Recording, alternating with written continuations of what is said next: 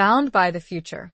Seeking refuge from a relentless storm, Lady Beatrice of Blackmere stumbled upon the hidden fortress of Sir Geoffrey de Moray, a knight long thought lost. He studied her from across the fire, his voice a quiet warning. "You should not be here, my lady," he murmured. "Now, I fear you never will leave." Chapter 1. The Tempest's Embrace. The wind howled like a banshee, tearing at Beatrice's cloak as she urged her exhausted mare onward. Snow, driven by the gale, stung her face, blurring the already fading light into a swirling white abyss. She'd ridden for hours, fleeing the arranged marriage her brother, Baron Alaric of Blackmere, had decreed. A union with Lord Elmsworth, a cruel and aging man, was a fate she would not accept. Better to brave the storm, to risk death in the wilderness, than to live a life of quiet desperation within Elmsworth's cold, stone walls. The forest, usually a familiar comfort, had become a treacherous labyrinth. Branches, laden with snow, clawed at her, and the path, once clear, was now lost beneath a thickening blanket of white. Fear, cold and sharp, gnawed at her. She was lost, utterly and completely, and the storm showed no sign of relenting. Her mare, Briar, stumbled, her breath coming in ragged gasps. Beatrice dismounted, her legs numb with cold, and leaned against the shivering animal, offering what little comfort she could. "We'll find shelter, Briar," she whispered, her voice barely audible above the wind's roar. "We have to." But even as she spoke the words, a wave of despair washed over her. She had always been strong, resourceful, but this was beyond anything she had ever faced. The thought of her brother's wrath, should she be found, was almost a relief compared to the terrifying prospect of freezing to death in this desolate wilderness. Alaric, for all his flaws, was predictable. This storm, this wild, untamed force of nature, was not. She closed her eyes, picturing the warm hearth of Blackmere, the familiar scent of wood smoke and roasted meat. A pang of longing, so sharp it almost brought her to her knees, struck her. She would give anything at all, to be back within those walls, safe and warm. Even the prospect of Elmsworth's leering gaze seemed preferable to this icy embrace of death. A sudden gust of wind, even fiercer than before, ripped through the trees, shaking Beatrice from her reverie. Briar whinnied in fear, her eyes wide with terror. Beatrice held her close, trying to shield her from the onslaught. And then, through the blinding snow, she saw it. A flicker of light, faint and distant, but undeniably there. Hope, fragile and tentative, bloomed in her chest. Could it be? A cottage? A shepherd's hut? Anything, any shelter at all, would be a miracle. She gathered her remaining strength, remounted Briar, and urged her forward, her eyes fixed on that tiny beacon of hope. The terrain was treacherous, the snowdrifts deep and uneven, but slowly, painstakingly, they made their way towards the light. As they drew closer, Beatrice realized that it was no humble dwelling that awaited them. A massive structure, a fortress of some kind, loomed out of the storm, its stone walls dark and imposing against the swirling snow.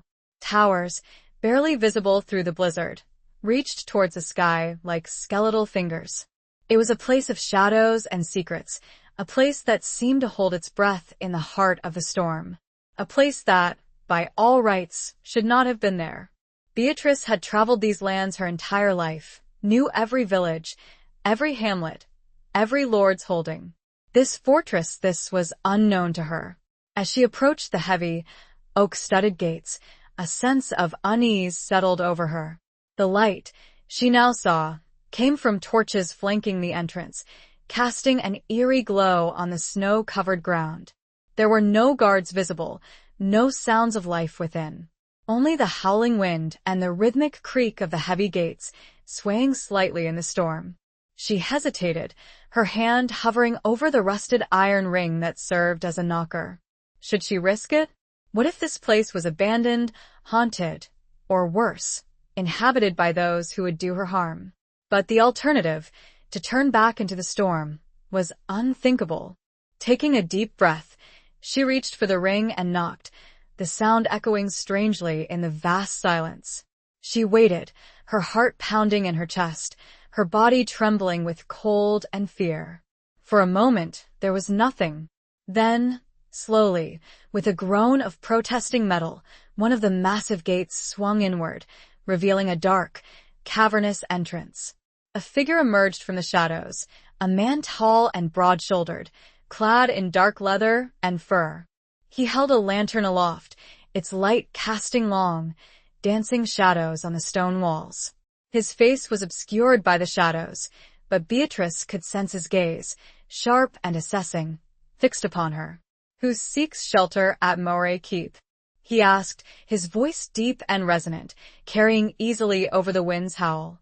It held a note of weariness, a hint of something ancient and untamed. Beatrice swallowed, her throat dry. "I am Lady Beatrice of Blackmere," she replied, her voice trembling slightly. I am lost." The man lowered the lantern slightly, and Beatrice caught a glimpse of his face. It was a face etched with the lines of time and hardship, a face that spoke of battles fought and losses endured. His eyes, a piercing shade of gray, seemed to see right through her. They held a flicker of something she couldn't quite decipher: surprise, perhaps, or recognition. He studied her from across the fire that now crackled merrily in a massive hearth, the flames casting a warm, inviting glow on the rough-hewn stone walls of the hall. The fortress, though stark and unadorned, possessed a certain rugged beauty.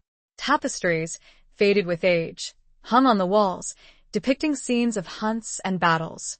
The air was thick with the scent of wood smoke and something else, something wild and untamed, like the forest itself.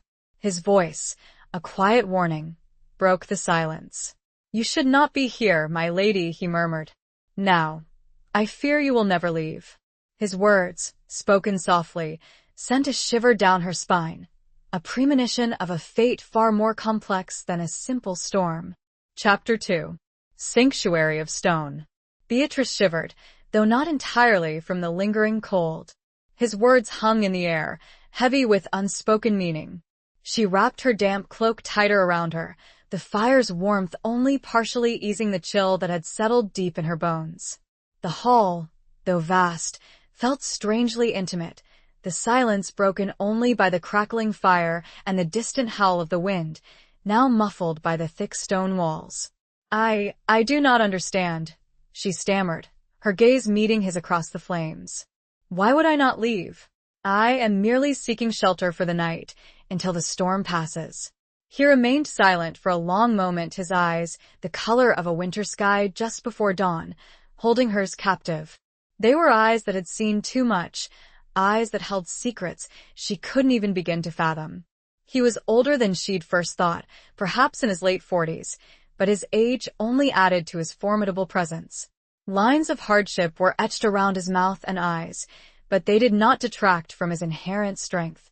He moved with a quiet grace, a warrior's bearing that spoke of years spent in the saddle and on the battlefield. Finally he spoke, his voice low and measured. "Moray Keep is not a place easily found, nor easily left. It has been hidden for many years, lost to the world. By what chance did you stumble upon it?" Beatrice recounted her flight from Blackmere, her voice regaining some of its strength as she spoke. She told him of her brother's decree, of Lord Elmsworth's unwelcome proposal, and of her desperate attempt to escape. She omitted nothing, feeling a strange compulsion to be honest with this enigmatic man. He listened intently, his expression unchanging. When she finished, he nodded slowly. "A forced marriage," he said, his voice laced with a hint of, was it sympathy? "A common plight for women of noble birth. But not one I will accept," Beatrice said fiercely, her chin lifting in defiance. "I would rather face the wilderness, face death itself, than be bound to a man I do not love." A flicker of something that might have been admiration crossed his face. "You have courage, Lady Beatrice. A rare quality in these times." He paused, then added, "and a foolhardy one, perhaps." "Perhaps," she conceded. "But I am not afraid." It was a lie, of course. She was terrified, but she would not show it. Not to this man. Not to anyone. He rose from his seat, a massive chair carved from dark oak, and moved towards a side table. He poured 2 goblets of wine from a silver pitcher, the liquid a deep, rich red. He offered one to Beatrice, his hand brushing hers as she took it. The contact sent a jolt of unexpected warmth through her, a sensation she quickly dismissed. "Drink," he said. "It will warm you." Beatrice took a sip, the wine smooth and potent, spreading a welcome heat through her chilled limbs. She watched him as he drank, his movements deliberate and unhurried. He seemed to be weighing his words, choosing them carefully. "You say you are of Blackmere," he said, his gaze returning to hers. "Alaric is your brother?" "He is," Beatrice confirmed. He nodded, his expression turning grim. "I knew your father, Lord Edmund. A good man, a loyal man.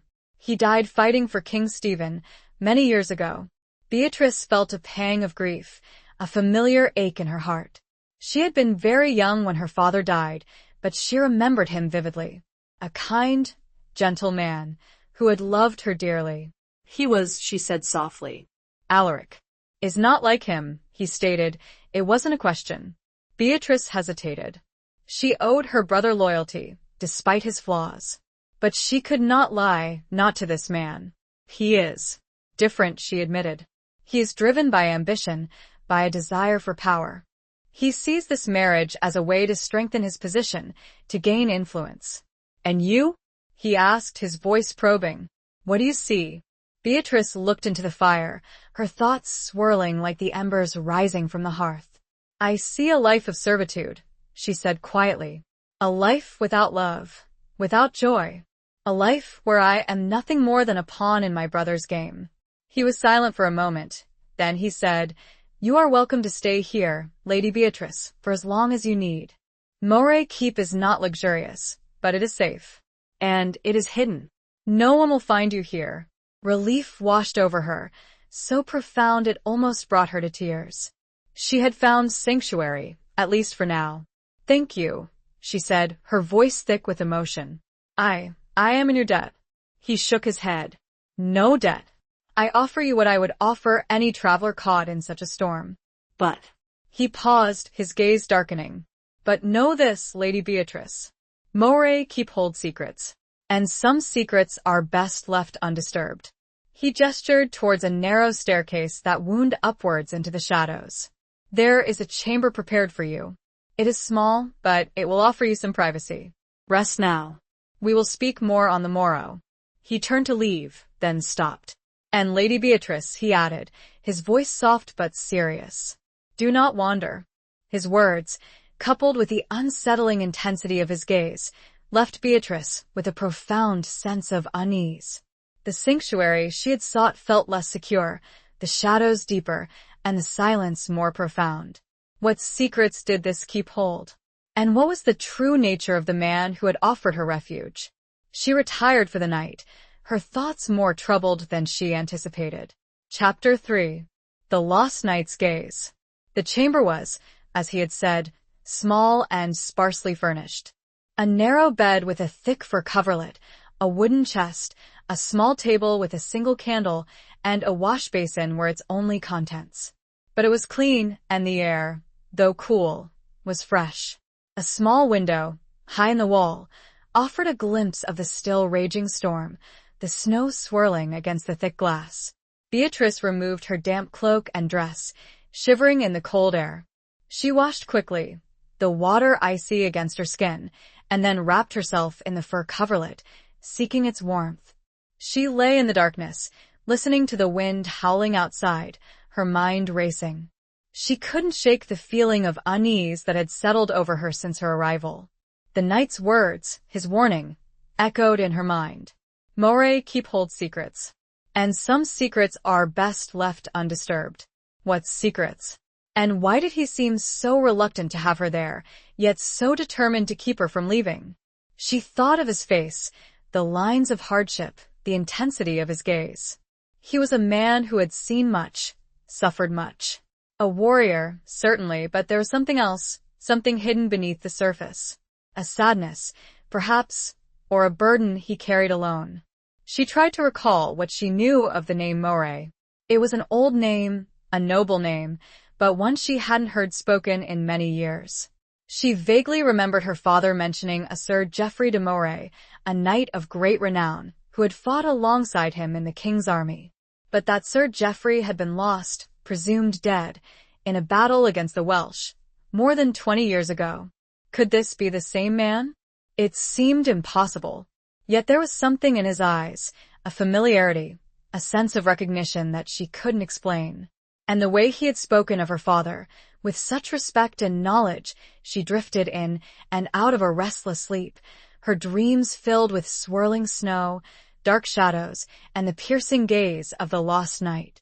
She awoke several times, startled by the sound of the wind or the creaking of the ancient timbers. Each time, she found herself staring at the small window, watching the storm rage outside, feeling a growing sense of isolation and confinement. When dawn finally broke, the storm had abated. A pale, weak sunlight filtered through the window, casting a faint glow on the stone walls. Beatrice rose, feeling stiff and unrest. She dressed quickly, her mind still troubled by the events of the previous night. She descended the narrow staircase, her footsteps echoing in the silence. The hall was empty, the fire reduced to glowing embers. She hesitated, unsure of what to do. Should she wait for the knight to appear? Or should she explore the keep, despite his warning? Curiosity, and a growing sense of restlessness, got the better of her. She decided to explore, but cautiously. She started with the hall itself, examining the faded tapestries more closely. They depicted scenes of battles, hunts, and courtly life, all rendered in exquisite detail, though faded by time and neglect. She recognized some of the crests and banners ancient families, some long extinct, others still powerful. But the Moray crest, if it was present, was not immediately apparent. She moved on, exploring the other rooms that opened off the main hall. A library, its shelves lined with dusty tomes and scrolls, their leather bindings cracked and crumbling. A chapel, small and austere, with a single stained glass window depicting a knight kneeling before a cross. A dining hall, with a long, heavy table and benches, capable of seating dozens, though now empty and silent. Each room she entered deepened the sense of mystery surrounding the keep. It was a place of faded glory, a place that had once been vibrant and alive, but was now shrouded in silence and shadows. A place that held its breath, waiting for what? As she returned to the main hall, she heard footsteps approaching. She turned, her heart quickening, and saw the knight, Sir Geoffrey de Moray, entering from a side passage. He was dressed in similar attire to the previous night, dark leather and fur, but he now wore a sword at his hip, its hilt gleaming in the faint light. He stopped when he saw her, his expression unreadable. "You are awake," he said, his voice neutral. "The storm has passed," Beatrice replied, trying to keep her voice steady. He nodded. "It has. But the roads will be impassable for some time. You'll be staying here a while longer, Lady Beatrice." It was not a question, and that fact sent another little chill down her spine. His eyes, as always, had a captivating intensity. They met hers and lingered, causing her to avert them almost shyly. I was exploring," she admitted, feeling a blush rise to her cheeks. "I hope I did not overstep." He studied her for a moment, then a faint smile touched his lips. "No," he said. "You did not. But I must ask you again, Lady Beatrice, to be careful. This keep it is not always what it seems." He did not elaborate, and she did not press him, but his words and the look in his eyes reinforced her growing conviction that Moray Keep was a place of secrets, and that she was now, inextricably, caught in its web. "Come," he stated, moving toward the hearth. "We must discuss your situation. And mine." He gestured to the chair opposite his. His final words were like a whisper of ice against her skin, hinting at a shared fate she could not yet comprehend, a bond forged in the heart of a storm and shrouded in the mysteries of a lost knight's gaze. Chapter 4. Whispers of the Past. They sat in silence for a moment, the only sound the crackling of the newly stoked fire. Beatrice watched him, trying to decipher the myriad emotions that flickered across his face. He seemed to be wrestling with some inner turmoil, a conflict she couldn't understand. Finally, he spoke, his voice low and hesitant. "You asked about the name Moray," he began. "You said you remembered your father mentioning a Sir Geoffrey de Moray." Beatrice nodded. "He spoke of you with great respect," she said. "He said you were a brave and honorable knight. He believed you were dead." Geoffrey's gaze dropped to the fire, his expression shadowed. "He was not alone in that belief," he said quietly. "I was reported dead after the Battle of Caerphilly. Many good men died that day. But you survived," Beatrice said, her voice filled with wonder. He raised his head, his eyes meeting hers. "I survived," he confirmed, "but not without cost. I was severely wounded, left for dead on the battlefield. I was found by a Welsh shepherd, who nursed me back to health.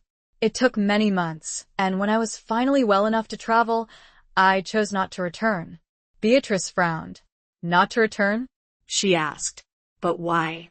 "Your family, your lands," he sighed, running a hand through his thick, dark hair, now streaked with silver. "My family was gone," he said. "My wife, my son, they died of the sweating sickness shortly after I left for the war. My lands were seized by a rival lord, a man named Baron Fitzwilliam, who claimed I had died without an heir." Beatrice felt a surge of sympathy for him. To lose everything, to be betrayed by those he had trusted, it was a cruel fate. "But you could have fought for your rights," she said. "You could have appealed to the king." He shook his head. "I had no desire to fight," he said. "I was weary of war, of bloodshed. I had seen too much death, too much suffering. And I had a secret I could no longer bear to keep." He paused, his gaze locking with hers. "The Battle of Caerphilly, it was not what it seemed. I was betrayed, Lady Beatrice. Betrayed by my own king." Beatrice gasped. "Betrayed? How?" Geoffrey leaned forward, his voice dropping to a whisper. "King Stephen, for all his claims of righteousness, was a weak and indecisive ruler. He was surrounded by advisors who cared more for their own power than for the good of the realm. One of those advisors, a man named Lord Mallory, was a secret supporter of the Empress Matilda. He convinced the king that I was plotting against him, that I was planning to defect to Matilda's side. But that was a lie," Beatrice said. "It was," Geoffrey confirmed. "But the king believed it. He ordered Mallory to eliminate me. Mallory arranged for me to be placed in the vanguard of the attack, knowing that the Welsh were waiting in ambush. He intended for me to die on the battlefield, making it look like an accident of war." Beatrice was horrified. "And he got away with it?" Geoffrey nodded. "He did. For many years I lived in hiding, in Wales, under an assumed name. I worked as a shepherd, a simple life, far removed from the intrigues of the court. I found a measure of peace there, a peace I had not known for many years." "But you returned," Beatrice said. "Why?" He looked at her, his eyes filled with a mixture of sadness and determination. "I returned because I learned that Mallory was still alive, still plotting. And I learned that he was planning to marry my niece, Alara, the last remaining member of my family. That explains some of it. Some, but not all." Beatrice frowned. "How could he do it? If everyone believes you are dead, your niece would be considered his ward," Geoffrey completed, nodding grimly. "And as her guardian, he will control her lands, her wealth, everything, including her hand in marriage." Beatrice understood.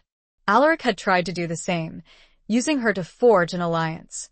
"She is very young," she murmured, mirroring her own fate to that of his niece. "She is but 16 summers, and has seen even less of the world than you have," Geoffrey answered, his voice roughening with anger. "She is an innocent, and he plans to use her for his own ambitions. He will destroy everything the family stood for." Beatrice put a hand on his arm, her initial fears superseded by a swelling of empathy. "I will not let that happen," he stated. "I came back to protect her, to reclaim my lands, and to expose Mallory's treachery. But I cannot do it alone." He looked at her, his gaze intense. "I need your help, Lady Beatrice. You are of noble birth, you have connections at court. You can help me to gain an audience with the king, to present my case, to prove my innocence. It was a dangerous request, a request that could put her own life at risk. But she could not refuse him. She had seen the truth in his eyes, the pain of his past, the determination to protect his family. And she had her own reasons for wanting to defy the machinations of powerful men. "I will help you," she said, her voice firm. "I will do whatever I can." A flicker of relief crossed his face, followed by a hint of gratitude. "Thank you, Lady Beatrice," he said. "You are a true friend." Friend. The word resonated within her, a strange and unexpected warmth spreading through her chest. She had found an ally, a companion in adversity. And perhaps, just perhaps, something more. But first, they had a battle to fight, a secret to uncover, and a treacherous lord to expose. The whispers of the past had led them to this point, and now, their intertwined futures hung in the balance, suspended between danger and a nascent, unspoken hope. The shared purpose, the undeniable connection, left Beatrice feeling more alive than she had in years. Chapter 5. A Feast of Secrets.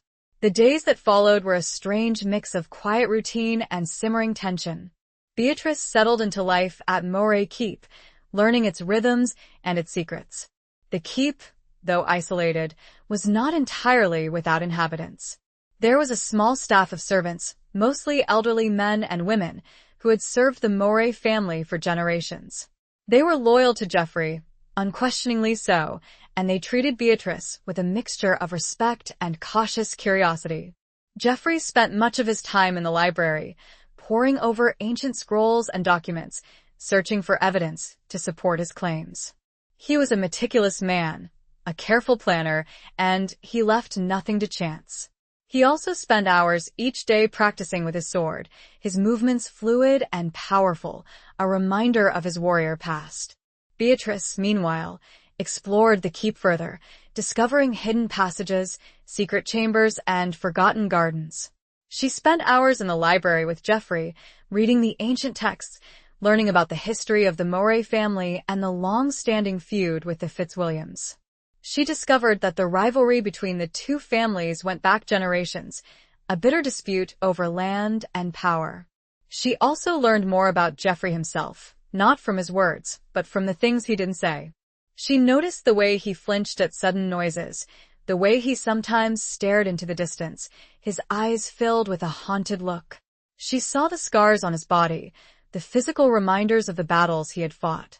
And she sensed the deep loneliness that he carried within him, the burden of his past and the uncertainty of his future. One evening, Geoffrey announced that they would have a feast.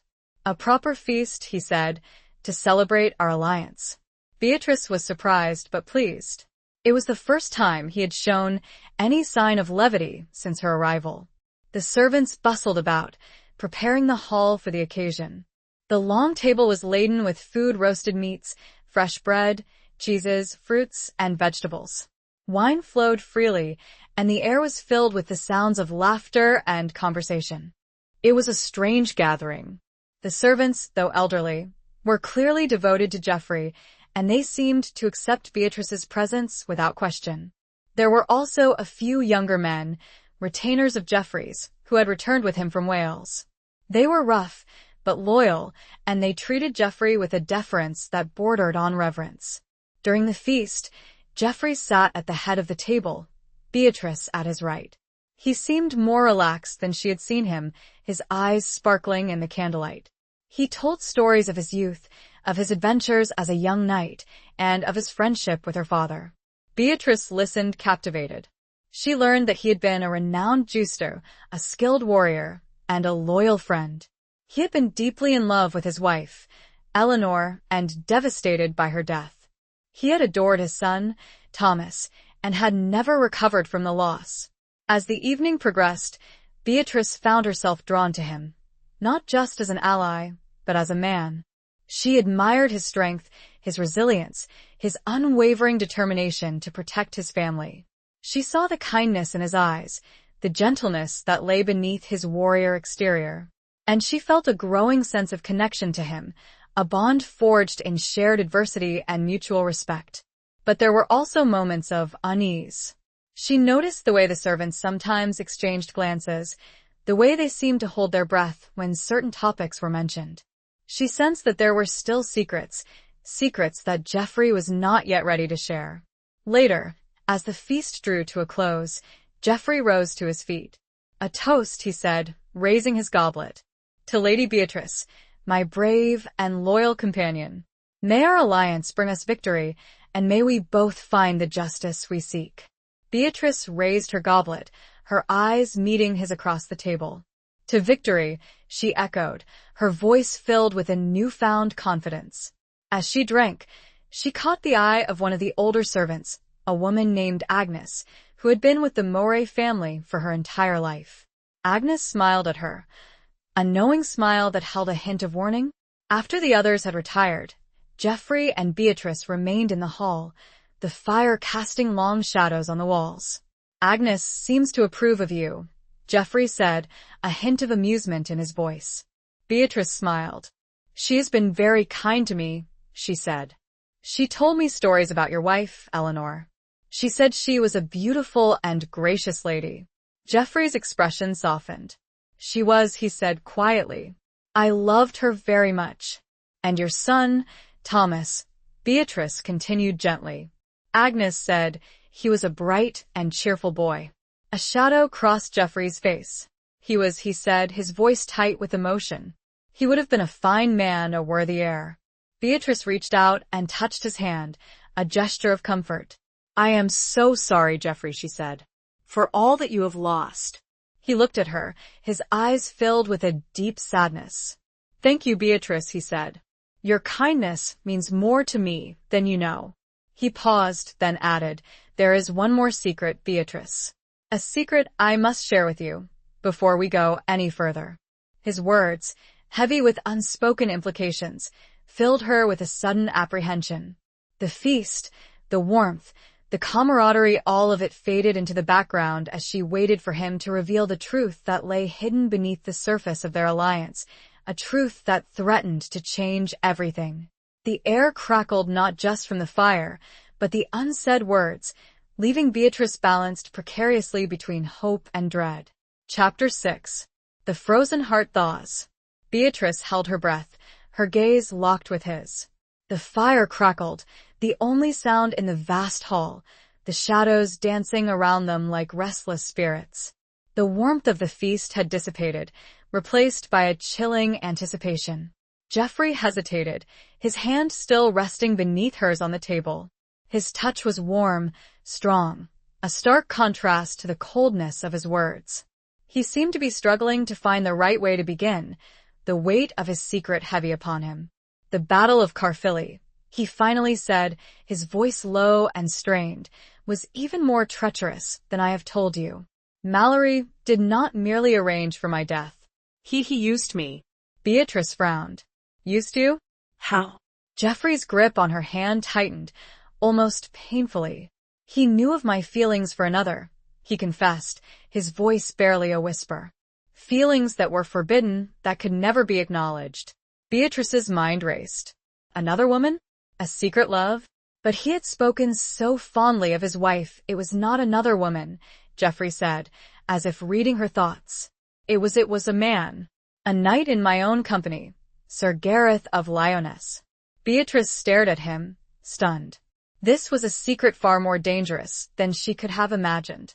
In this time, in this place, such a love was considered an abomination, a sin punishable by death. "Gareth, he was my closest friend, my confidant," Geoffrey continued, his voice raw with emotion. "We had fought side by side for years, saved each other's lives countless times.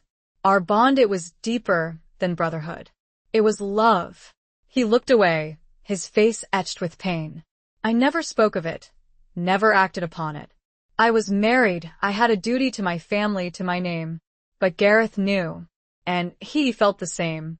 Beatrice felt a pang of sympathy for him, a deep understanding of the torment he must have endured. To love someone so deeply, yet to be unable to express that love, to be forced to hide it from the world, it was a cruel torture. "Mallory discovered our secret," Geoffrey said, his voice filled with bitterness. "He used it against us. He threatened to expose us, to ruin us both. He forced Gareth to betray me." "Betray you?" Beatrice asked, her voice barely a whisper. How? "Gareth was in command of the rearguard," Geoffrey explained. "Mallory ordered him to delay his advance, to leave my flank exposed to the Welsh attack. He promised Gareth that I would be spared, that I would be captured, not killed. He lied, of course." His voice broke, and Beatrice squeezed his hand tightly. "Gareth, he did what he thought was right," Geoffrey said, his voice choked with emotion. "He believed he was saving my life. But he was wrong. He condemned me to death, and he condemned himself to a lifetime of guilt and remorse." Beatrice was speechless. The depth of Mallory's treachery was staggering. He had not only betrayed Geoffrey, but he had destroyed Gareth's life as well. "Gareth died a few years later," Geoffrey said, his voice flat and emotionless. "They say he died of a fever, but I believe he died of a broken heart." He looked at Beatrice, his eyes filled with a profound sadness. "That is my secret, Beatrice," he said. "That is the burden I have carried for all these years. The guilt, the shame, the loss that has frozen my heart, made me incapable of feeling anything but pain."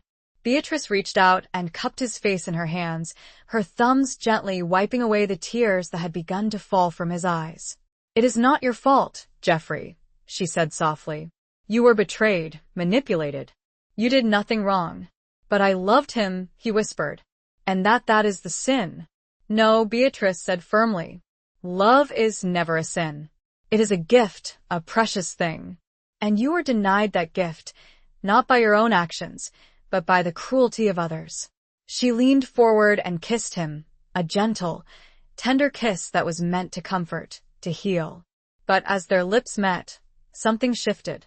The kiss deepened, becoming more passionate, more desperate. It was a kiss born of shared pain, of mutual understanding, of a burgeoning connection that had been simmering beneath the surface for weeks. Geoffrey pulled her close, his arms wrapping around her, holding her tightly. He buried his face in her hair, his body trembling. "I thought I would never feel anything again," he whispered. "But you have awakened something in me, Beatrice. Something I thought was long dead." Beatrice clung to him, her heart pounding in her chest. She had come to Moray, keep seeking refuge from a forced marriage, from a life without love. And she had found something she never expected: a connection with a man who had suffered so much, a man who had closed himself off from the world. She had thawed his frozen heart, and in doing so, she had begun to thaw her own. The shared secret, the forbidden love, the mutual pain, it had all created a bond between them, a bond that was stronger, deeper, than anything she had ever experienced. The future was uncertain, the dangers were real, but in that moment, in the embrace of the lost night, she felt a glimmer of hope, a promise of a new beginning.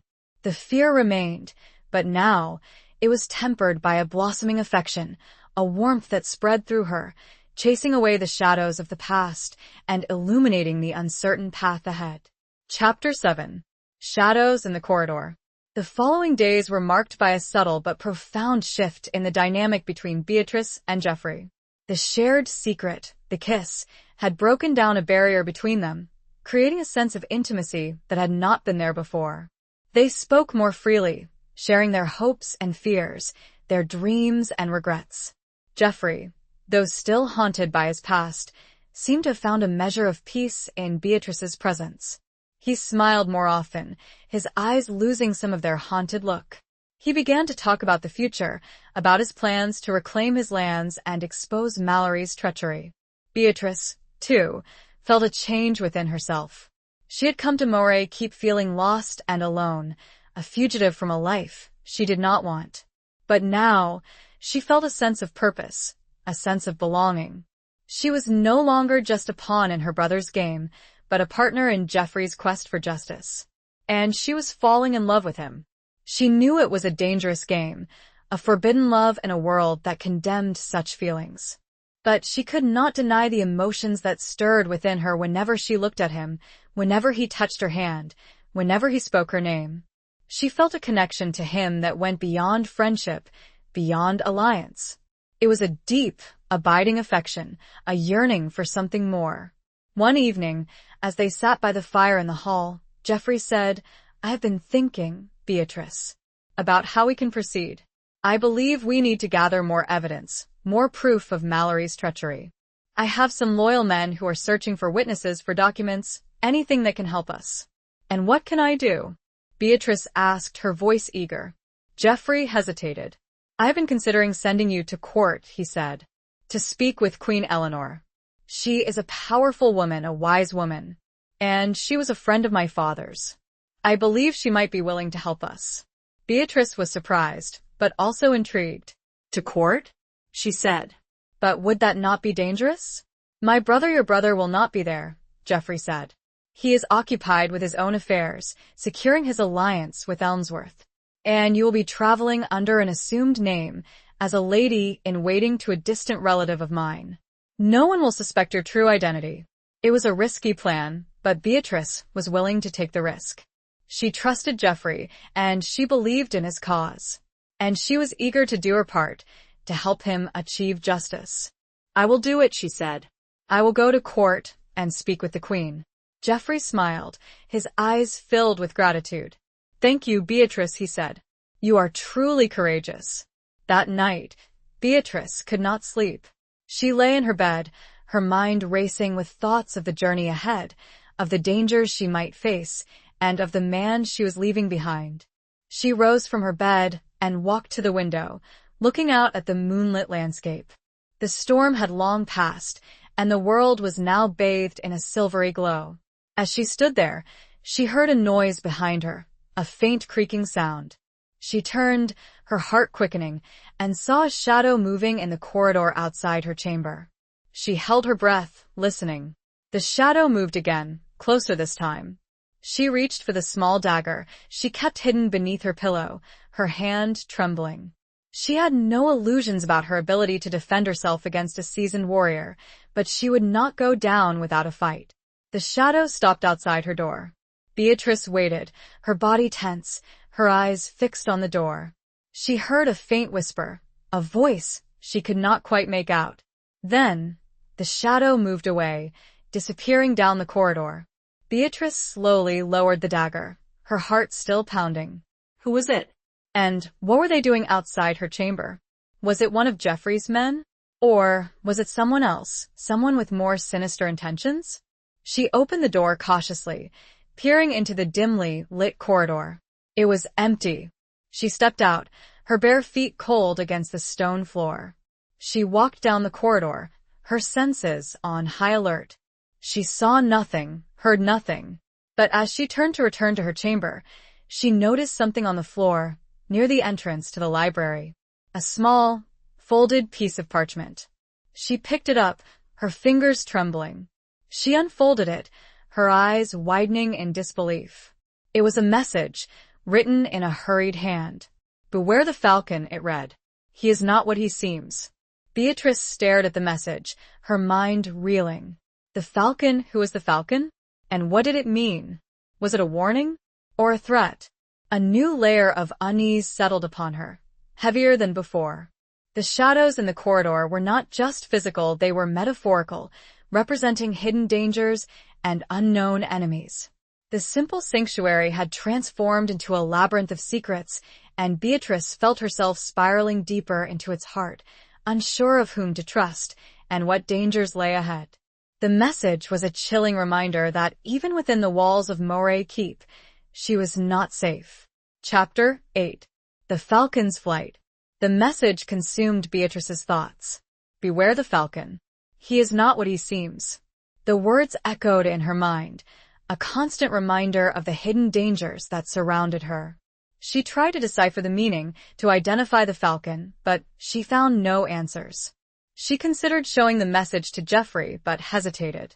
She trusted him, she loved him, but she couldn't shake the feeling that there were still things he wasn't telling her. The message seemed to imply that the threat came from within Moray Keep, and that thought chilled her to the bone. She decided to keep the message a secret, for now, and to observe the people around her more closely. She watched the servants, the retainers, even Geoffrey himself, searching for any sign of deception, any hint of who the Falcon might be. The days leading up to her departure for court were filled with a growing sense of unease. She practiced her disguise, learning the mannerisms and speech of a lady-in-waiting. She studied the court protocols, the intricate web of alliances and rivalries that define the royal court. Geoffrey was attentive and supportive, helping her with her preparations, reassuring her that she would be safe. But she noticed a subtle change in him, a distance that had not been there before. He seemed preoccupied, his thoughts elsewhere. He spent more time alone, poring over his documents, and less time with her. She tried to dismiss her concerns, telling herself that he was simply focused on his plans, on the upcoming confrontation with Mallory. But the message lingered in her mind, casting a shadow over their interactions. One morning, as she was practicing her curtsy in the hall, she saw Geoffrey talking with one of his retainers, a man named Rhys. Rhys was a tall, muscular man with a hawk-like nose and piercing blue eyes. He was a skilled warrior, and Geoffrey trusted him implicitly. As Beatrice watched them, she noticed something strange. Rhys was speaking in hushed tones, his head bent close to Geoffrey's. Geoffrey seemed agitated, his expression grim. He glanced around the hall, as if making sure no one was listening. Then, he nodded curtly, and Rhys left, his movements swift and silent. Beatrice's heart skipped a beat. Rhys the Falcon, could it be? He certainly fit the description, with his hawk-like features. And he was close to Geoffrey, privy to his plans. But why would he betray him? She approached Geoffrey, trying to keep her voice casual. "What was that about?" she asked. Geoffrey looked at her, his expression guarded. "Nothing of concern," he said. "Just some minor details regarding the estate." But Beatrice didn't believe him. She saw the flicker of unease in his eyes, the slight hesitation in his voice. He was hiding something. "Geoffrey," she said, her voice more serious. "Please tell me what's going on. I need to know if I'm in danger." He sighed, running a hand through his hair. "It's nothing, Beatrice," he repeated. "I promise. You are safe here." But his words did not reassure her. She knew deep down that something was wrong. The Falcon Rhys, he was a threat, and she needed to find out why. The day of her departure arrived sooner than she expected. She donned her disguise, a simple but elegant gown, her hair styled in the fashion of a lady-in-waiting. She looked in the mirror, barely recognizing herself. She was no longer Lady Beatrice of Blackmere, but Lady and a distant relative of the Moray family. Geoffrey accompanied her to the stables, where a small carriage awaited her. He helped her into the carriage, his hand lingering on hers. "Be careful, Beatrice," he said, his voice filled with concern. "The court is a dangerous place. Trust no one." "I won't," she said, her voice firm. "And you, Geoffrey, be careful as well." "I have a feeling," she trailed off, not wanting to reveal her suspicions about Rhys. He looked at her, his eyes searching hers. "A feeling?" he asked. "About what?" "I don't know," she said. "Just be careful." He kissed her, a brief, tender kiss that sent a shiver down her spine. "I will," he said. "I promise. And I will be waiting for you." As the carriage pulled away, Beatrice looked back at Moray Keep, at Geoffrey standing in the courtyard, watching her go. She felt a pang of sadness, a sense of foreboding. She was leaving the only place she had felt safe in months, and she was heading into a world of intrigue and danger. As the carriage rumbled through the forest, a falcon soared overhead, its sharp cry echoing through the trees. Beatrice watched it, her heart filled with a growing sense of dread. The falcon's flight was a symbol, a warning, and she knew that her journey was just beginning. The message, Rhys's behavior, Geoffrey's increasing distance, it all pointed to a betrayal, a danger she couldn't yet define. The falcon had taken flight, and Beatrice knew she was its prey. But she was determined to be more than just a victim. Chapter 9. The Price of Loyalty. The journey to court was long and arduous. Beatrice, disguised as Lady and traveled with a small escort of Geoffrey's men, led by a trusted, older retainer named Silas. Silas was a gruff but kind man who had served the Moray family for many years. He knew Beatrice's true identity, and he was fiercely protective of her. Beatrice spent much of the journey observing her companions, trying to gauge their loyalty. She still suspected Rhys, but she couldn't be sure. She watched the other men, searching for any sign of deception, any hint that they might be working with the Falcon. She also used the time to refine her disguise, practicing her courtly manners, perfecting her accent, and memorizing the details of her fabricated backstory.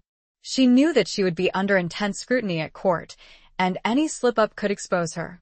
As they neared the royal court, Beatrice's anxiety grew. She had never been to court before, and she was intimidated by the prospect of navigating its treacherous waters. She knew that Queen Eleanor was a powerful and intelligent woman, but she also knew that she was surrounded by enemies, by ambitious lords and scheming courtiers. Silas reassured her, telling her stories of Queen Eleanor's kindness and wisdom, of her fairness and her dedication to justice. He told her that the Queen had been a close friend of Geoffrey's father, and that she had always held the Moray family in high regard. "She will listen to you, my lady," Silas said. "She will believe you. She is a good woman, a just woman." Beatrice hoped he was right. She clung to the hope that Queen Eleanor would be her ally, that she would help her to expose Mallory's treachery and clear Geoffrey's name. Finally, they arrived at court. The castle was a magnificent structure, towering over the surrounding city. It was a hive of activity, filled with courtiers, servants, and soldiers. Beatrice was overwhelmed by the sheer scale of it, by the opulence and the grandeur. Silas led her through the crowded halls, to the chambers assigned to Lady Anne. The chambers were small but comfortable, and Beatrice was grateful for the privacy. She changed into a more elaborate gown, suitable for her first appearance at court. She was nervous, but she was also determined. She had come this far, and she would not fail. She would present her case to the Queen, and she would trust in her justice. That evening, she was summoned to the Queen's presence. She walked through the long corridors, her heart pounding in her chest. She was ushered into a large audience chamber, filled with courtiers, all dressed in their finest attire. Queen Eleanor sat on a raised dais, at the far end of the chamber. She was a striking woman, tall and regal, with piercing blue eyes and a commanding presence. She was surrounded by her ladies-in-waiting and by several powerful lords. Beatrice approached the dais, her head held high.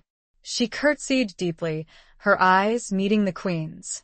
"Your Majesty," she said, her voice clear and steady. "I am Lady Anne, a kinswoman of the Moray family. I have come to seek your justice." The Queen studied her for a moment, her expression unreadable. "The Moray family?" she said. "That name has not been spoken at court for many years. What is your business here?" Beatrice took a deep breath. She recounted the story of Geoffrey's betrayal, of Mallory's treachery, and of her own flight from Blackmere. She spoke with passion and conviction, her voice ringing out in the silent chamber. The Queen listened intently, her gaze never leaving Beatrice's face. When she finished, the Queen asked, "And what proof do you have of these accusations?" Beatrice presented the documents that Geoffrey had given her, the evidence he had gathered over the years. She also spoke of Gareth, of the forbidden love, and of Mallory's cruel manipulation. The Queen did not interrupt, and allowed her to tell the story. The Queen examined the documents carefully, her brow furrowed. She questioned Beatrice closely, probing for any inconsistencies, any sign of deception. Beatrice answered truthfully, her gaze unwavering.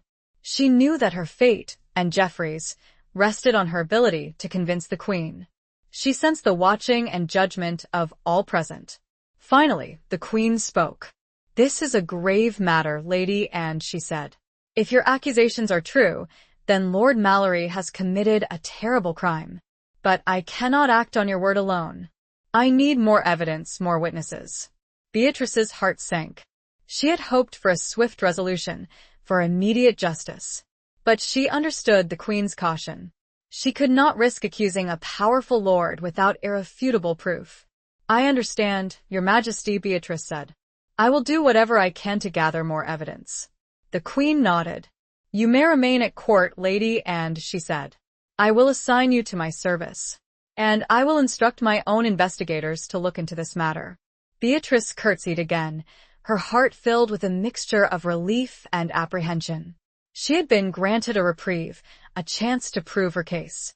But she knew that she was now in even greater danger. Mallory was a powerful man, and he would not hesitate to silence her if he discovered her true identity. As she left the audience chamber, she felt a hand on her arm. She turned and saw a young woman, one of the Queen's ladies-in-waiting. "Lady," and the woman said, her voice low and urgent. "Be careful. Lord Mallory has eyes and ears everywhere. He is not to be trusted." Beatrice nodded, her heart pounding. "Thank you," she whispered. "I will be careful." The warning, the Queen's cautious response, the sheer weight of the court's atmosphere, it all served to highlight the price of loyalty, the danger she had willingly embraced for Geoffrey. She was a lone woman, navigating a treacherous labyrinth of power and deceit, with her life and the fate of the man she loved hanging in the balance. The weight of her mission settled upon her, a heavy burden of responsibility and fear. Chapter 10. A Dance of Deception. Life at court was a whirlwind of activity, a constant performance. Beatrice, as lady, and quickly learned the intricate rules of courtly etiquette, the subtle nuances of language and gesture, the unspoken rivalries and alliances. She attended the Queen regularly, assisting her with her correspondence, accompanying her on her daily rounds, and participating in the endless cycle of feasts, dances, and entertainments. She was constantly under scrutiny, aware that any misstep could expose her. She was careful to maintain her disguise, to speak only when spoken to, and to avoid drawing attention to herself. But she was also observant, watching the courtiers, listening to their conversations, searching for any information that might help her cause. She soon discovered that Lord Mallory was a powerful and influential figure at court. He was a close advisor to the king, and he had many allies among the nobility. He was also a charming and charismatic man, skilled at manipulating people and concealing his true nature.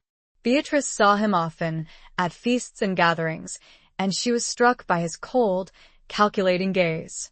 She sensed the darkness that lay beneath his polished exterior, the ruthlessness that had driven him to betray Geoffrey. She knew that he was a dangerous enemy, and she was careful to avoid him. But Mallory was not easily avoided. He seemed to be everywhere, always watching, always listening. He made a point of engaging her in conversation, asking her questions about her background, her family, her reasons for being at court. Beatrice answered his questions cautiously, sticking to her fabricated backstory, revealing nothing of her true identity. She was skilled at deception, having learned from the best Geoffrey himself. But she was also aware that Mallory was a master of the game, and she could not afford to underestimate him. One evening, at a grand ball, Mallory approached her as she stood alone, watching the dancers. "Lady," and he said, his voice smooth and charming. "You seem to be enjoying yourself." Beatrice forced a smile. "It is a beautiful ball, my lord," she said. "Indeed," he said. "But I find myself more interested in the company than in the dancing." He looked at her, his eyes lingering on her face. "You are a very beautiful woman, Lady Anne, and a very mysterious one." Beatrice felt a chill run down her spine. His words were flattering, but his tone was unsettling. She sensed a hidden agenda, a veiled threat. "I am not mysterious, my lord," she said. "I am simply a lady-in-waiting, here to serve the Queen." "Of course," he said. "But even ladies-in-waiting have secrets, don't they?" Beatrice met his gaze, her own unwavering. "Perhaps," she said. "But some secrets are best kept hidden." Mallory smiled, a cold, calculating smile. "Indeed," he said. "But secrets have a way of revealing themselves, eventually. Especially at court." He moved closer, his voice dropping to a whisper. "I have heard rumors, lady," and he said. "Rumors about your connection to the Moray family. A family that has long been disgraced, a family that has no place at court." Beatrice's heart pounded in her chest. He knew, or at least he suspected. She had to be careful, very careful. "I have no connection to the Moray family, my lord," she said, her voice steady. I am merely a distant relative, as I have said. Mallory's smile widened. Of course, he said. But rumors have a way of persisting, don't they? Especially when they are fueled by certain individuals. He looked at her, his eyes filled with a knowing look. He was toying with her, testing her. He knew she was lying, and he was enjoying her discomfort. Beatrice forced herself to remain calm. She would not give him the satisfaction of seeing her fear. I do not know what rumors you are referring to, my lord, she said. But I assure you, they are false. Mallory chuckled softly. Perhaps, he said. But I will be watching you, Lady Anne, very closely. He bowed slightly, then turned and walked away, leaving Beatrice shaken and unnerved. She knew that she was in a dangerous dance with a deadly partner. She had to be more careful than ever, to watch her every step, to guard her every word. As she watched him leave, she felt a hand on her shoulder. She turned and saw the Queen's lady-in-waiting, the one who had warned her before. He is suspicious of you, the woman whispered. You must be even more discreet. Beatrice nodded, her heart filled with dread. The dance of deception had begun, and she was caught in its intricate web.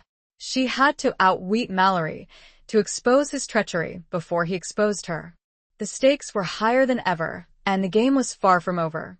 The constant pressure, the veiled threats, the ever-present danger, it was a test of her resilience, her courage, and her loyalty to Geoffrey. She knew that one wrong move could cost her everything. Chapter 11. The Torn Tapestry. Beatrice's days at court became a constant struggle to maintain her disguise while subtly seeking evidence against Mallory. She continued her duties as lady and, attending to the Queen, participating in courtly events, and navigating the treacherous currents of court politics. She found an unexpected ally in the Queen's lady-in-waiting, Alara, a woman close to her own age. It was a coincidence, but she did not question her fortune. Alara, who had warned her about Mallory, proved to be a valuable source of information. She was discreet and observant, and she had access to the whispers and rumors that circulated through the court. She confirmed Beatrice's suspicions about Mallory's ruthlessness and his ambition, and she warned her about his extensive network of spies.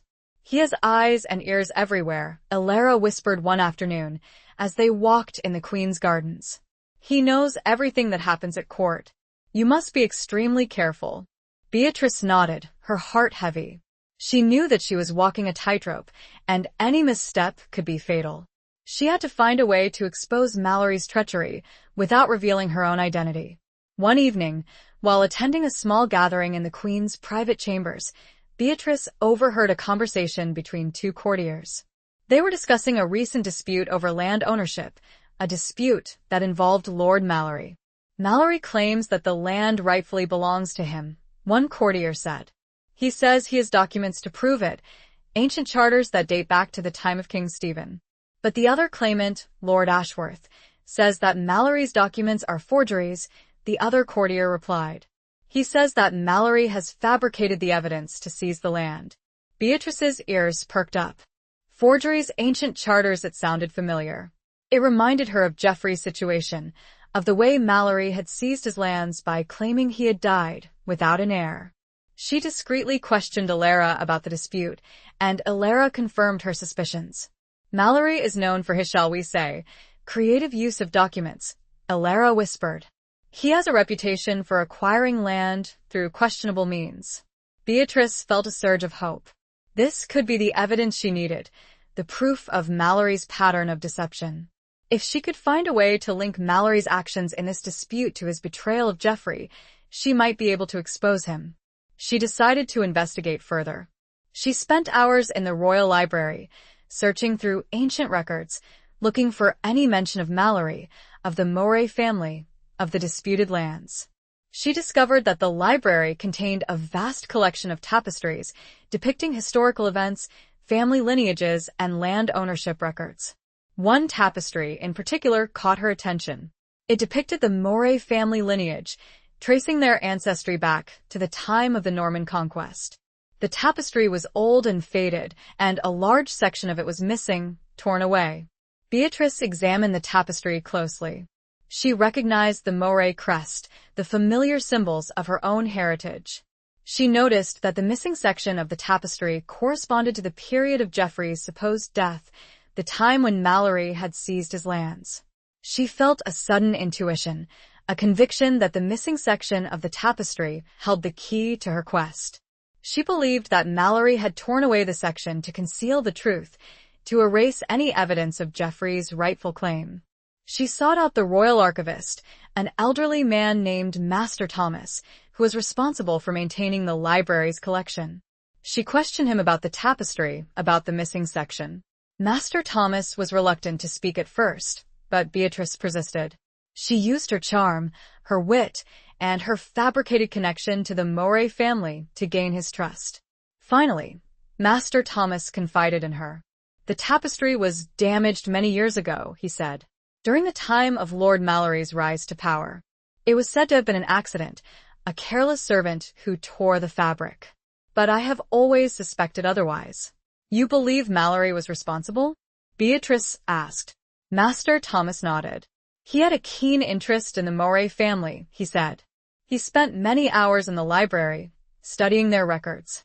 I believe he tore away the section to destroy evidence that could have challenged his claim to their lands.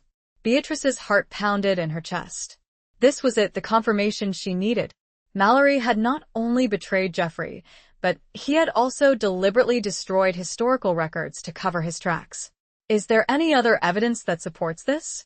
Master Thomas hesitated and, after glancing around, led Beatrice deeper into the library.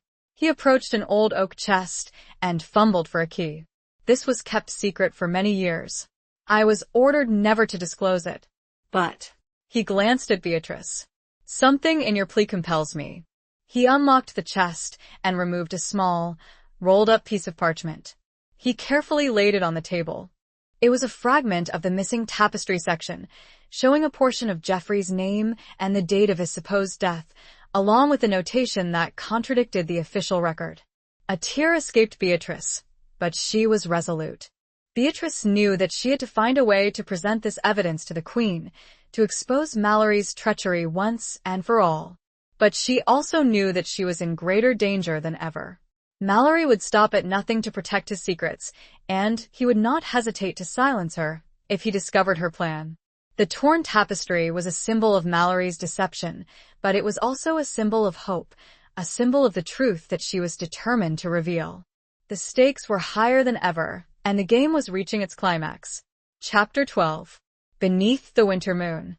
Armed with a fragment of the tapestry and Master Thomas's testimony, Beatrice knew she had to act quickly.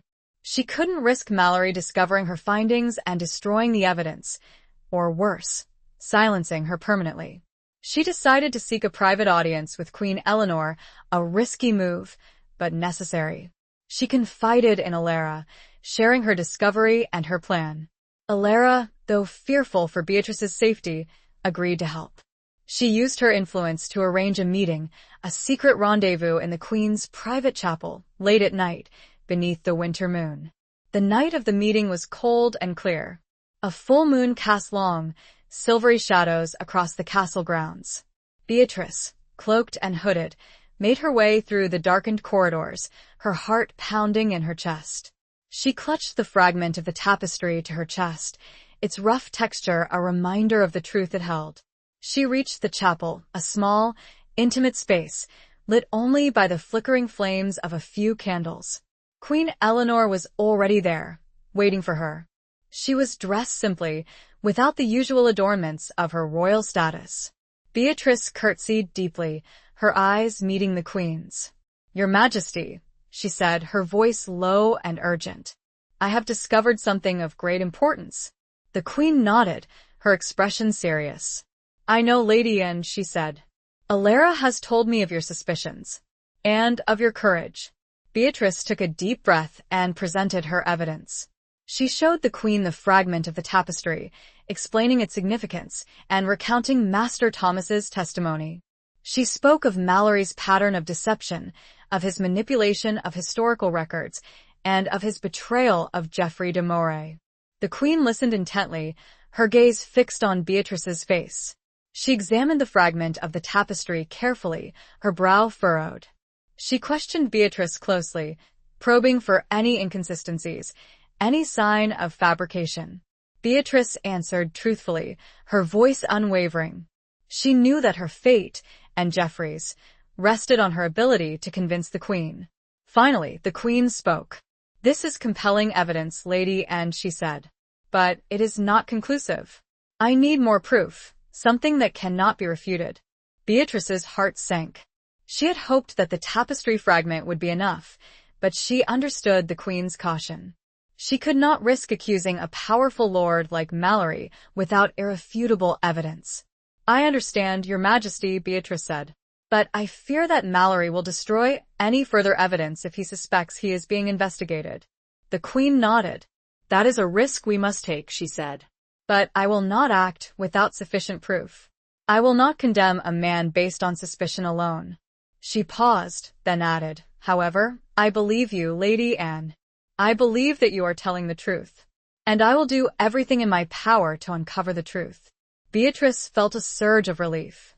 The Queen believed her. That was a significant victory, a step in the right direction. "Thank you, Your Majesty," Beatrice said. "I am grateful for your trust." The Queen smiled, a rare and fleeting smile. "You are a brave woman, Lady Anne," she said. "And a loyal one. I admire your dedication to your kinsman." Beatrice blushed, realizing that the Queen had likely guessed her true feelings for Geoffrey. She had spoken of him with such passion, such conviction, that it must have been obvious. "He is a good man, Your Majesty," Beatrice said, her voice soft. "He deserves justice." The Queen nodded. "Indeed," she said. "And he shall have it. I promise you that." She rose from her seat, signaling that the meeting was over. "Return to your chambers, Lady Anne," she said. "And be careful. Mallory is a dangerous man. He will not hesitate to silence anyone who threatens him." Beatrice curtsied again, her heart filled with a mixture of hope and fear. She had taken a significant step towards exposing Mallory's treachery, but she knew that the battle was far from over. As she left the chapel, she looked up at the winter moon, its silvery light illuminating the castle grounds.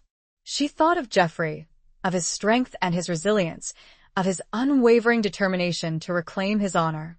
She whispered a prayer for his safety, and for her own. The meeting with the Queen, beneath the winter moon, had solidified Beatrice's resolve. She was no longer just a pawn in a game of power, but a key player, a force to be reckoned with. She had the Queen's trust, and she had the truth on her side. But she also knew that she was walking a dangerous path, and that one wrong step could cost her everything. The cold, clear night mirrored the stark reality of her situation, a world of beauty and danger, of hope and despair, where the lines between loyalty and betrayal were blurred, and the price of justice was high. Chapter 13. The Serpent's Kiss. The Queen's promise gave Beatrice a renewed sense of hope, but it also heightened her awareness of the danger she was in. She knew that Mallory would be watching her closely, waiting for any opportunity to strike. She had to be more careful than ever, to maintain her disguise, and to avoid drawing attention to herself. She continued her duties as Lady Anne, attending to the Queen, participating in courtly events, and navigating the treacherous currents of court politics.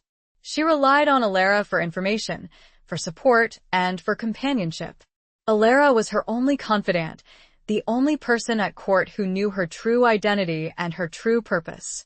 One afternoon, Alara came to Beatrice's chambers, her face pale and her hands trembling. "He knows," she whispered. "Mallory knows." Beatrice's heart sank. "How?" she asked. "How can you be sure?" Alara recounted a conversation she had overheard between Mallory and one of his spies. They had been discussing Beatrice, referring to her as the Blackmere bitch and the Moray whore. They had spoken of her investigation into the Moray family history, of her visits to the royal library, and of her meeting with the Queen. "He knows everything," Alara said. "He knows who you are and what you're trying to do. He is planning to eliminate you." Beatrice felt a chill run down her spine. She had been so careful, so discreet, but it had not been enough. Mallory had seen through her disguise, and he was now plotting her demise. "We have to leave," Alara said. "We have to escape before it's too late." Beatrice hesitated. She couldn't leave, not yet. She was so close to exposing Mallory's treachery, to achieving justice for Jeffrey. She couldn't abandon her mission, not now. I can't leave, she said. I have to stay, to fight. Alara looked at her, her eyes filled with fear. You don't understand, she said. He is too powerful. He will kill you, and he will get away with it. Beatrice knew that Alara was right. Mallory was a ruthless and powerful man, and he would stop at nothing to protect his secrets. But she couldn't bring herself to run, to abandon Jeffrey. I have to try, she said. I have to find a way to expose him before he exposes me. Alara sighed, her shoulders slumping. Then I will stay with you, she said. I will not abandon you. Beatrice was touched by Alara's loyalty, by her willingness to risk her own life for her. She knew that she was fortunate to have such a friend, such an ally. That evening, there was a grand feast in the Great Hall. Beatrice, as Lady Anne, attended the feast, as did Mallory. He was seated at the high table, near the king, his expression smug and confident. Beatrice avoided his gaze, trying to remain inconspicuous. But she was aware of his presence, of his constant scrutiny. She felt like a mouse trapped in a cage with a venomous snake. During the feast, Mallory approached her, a goblet of wine in his hand. Lady Anne, he said, his voice smooth and charming. A toast to your beauty. Beatrice forced a smile. Thank you, my lord, she said. He offered her the goblet. Drink, he said. It is a fine vintage from my own vineyards. Beatrice hesitated. She knew that she should refuse, that the wine might be poisoned. But she also knew that refusing would arouse his suspicion, would confirm his belief that she was his enemy. She took the goblet, her hand trembling slightly. She raised it to her lips, pretending to take a sip. But she did not swallow. Mallory watched her, his eyes glittering with a cold, malicious light. You do not trust me, Lady Anne? He asked. Beatrice lowered the goblet. I trust no one at court, my lord, she said. It is a dangerous place. Mallory smiled, a cruel, serpentine smile. Indeed, he said. Especially for those who meddle in affairs that do not concern them. He leaned closer, his voice dropping to a whisper. I know who you are, Beatrice of Blackmere, he said. And I know what you are trying to do. You cannot win. You cannot defeat me. Beatrice met his gaze, her own unwavering. We shall see, my lord, she said. We shall see. She turned and walked away, leaving the goblet of wine untouched on the table. She knew that she had just narrowly escaped death, that Mallory had intended to poison her. The serpent's kiss had been offered, but she had refused it. The encounter left her shaken but resolute. Mallory had revealed his hand, had shown his true colors. He was a murderer, a traitor, and she was determined to expose him, no matter the cost. The feast, meant to be a celebration, had become a battleground, a silent war of wills between her and her enemy. She knew that the game was reaching its climax, and that the next move could be her last. Chapter 14. Scars of the Soul. Beatrice knew she had to act swiftly. Mallory's open threat at the feast confirmed that he would stop at nothing to silence her. She had to expose him before he could carry out his plans. She decided to take a desperate gamble, a move that could either save her and Jeffrey or lead to their ultimate ruin. She sought out Queen Eleanor again, requesting another private audience. This time, she did not wait for Alara to arrange a meeting. She went directly to the Queen's chambers, risking discovery, risking everything. The Queen was surprised to see her, but she listened to her plea. Beatrice recounted her encounter with Mallory at the feast, his veiled threat, and his attempt to poison her. She spoke of her fear for her life, and for Jeffrey's. He knows who I am, your majesty, Beatrice said. He knows everything. He will kill me if I stay at court. The Queen's expression was grave. I feared this might happen, she said. Mallory is a dangerous man. He has many allies, many spies. I have to expose him, your majesty, Beatrice said. I have to find a way to prove his treachery before it's too late. The Queen nodded. I believe you, Lady Anne, she said. Or rather, Lady Beatrice. I have known your true identity for some time. Beatrice was stunned. You knew? She asked. The queen smiled faintly. I have my own sources of information, she said. And I recognize the fire in your eyes, the same fire that burned in your father's eyes. You are his daughter, without a doubt. She paused, then added, I have been conducting my own investigation into Mallory's affairs. And I have discovered some disturbing information. The queen revealed that she had found evidence linking Mallory to several other suspicious deaths, including the death of Geoffrey's wife and son. She had also discovered that Mallory had been secretly communicating with the Empress Matilda's supporters, plotting against the king. Mallory is a traitor, Beatrice, the queen said. He is a threat to the entire realm. He must be stopped. Beatrice felt a surge of hope. The queen was finally convinced, finally ready to act. What can I do, your majesty? Beatrice asked. The queen outlined her plan. She would summon Mallory to a private audience, ostensibly to discuss a matter of state. During the audience, she would confront him with the evidence, accuse him of treason, and order his arrest. You will be present at the audience, Beatrice, the queen said. You will be my witness. You will testify to Mallory's treachery, to his attempt to poison you. It was a dangerous plan, a risky gamble. But Beatrice agreed. She was willing to risk her life to expose Mallory, to achieve justice for Geoffrey. The following day, Mallory was summoned to the queen's presence. Beatrice waited in an antechamber, her heart pounding in her chest. She was dressed in her finest gown, her hair carefully styled, her demeanor calm and composed. She was ready to face her enemy, to confront him with the truth. She heard voices from the queen's chamber, the queen's voice calm and authoritative, Mallory's voice smooth and defensive. Then, she heard a sudden shout, a scuffle, and silence. The door to the antechamber opened, and a royal guard appeared. Lady Beatrice, he said. The queen requests your presence. Beatrice entered the queen's chamber, her eyes widening in shock. Mallory lay on the floor, bound and gagged, his face contorted with rage. The queen stood over him, her expression cold and resolute. Mallory has confessed, the queen said. He has admitted to his crimes, to his betrayal of Geoffrey de Moray, to his plots against the king. He will be imprisoned, and he will face trial for his treason. Beatrice felt a wave of relief wash over her. It was over. Mallory had been defeated, his treachery exposed. She had won. But her victory was bittersweet. She thought of Geoffrey, of the years he had spent in hiding, of the pain and suffering he had endured. She thought of Gareth, of his forbidden love, and of his tragic death. She thought of the countless others who had suffered at Mallory's hands. The scars of the soul, the wounds inflicted by betrayal and loss, would never fully heal. But justice had been served, and now was a start. The queen's chamber, the scene of the confrontation, was filled with a heavy silence, a mixture of relief and sorrow. Beatrice had faced her enemy, had exposed his darkness, but the victory was tempered by the weight of the past, by the knowledge of the irreparable damage that had been done. Chapter 15.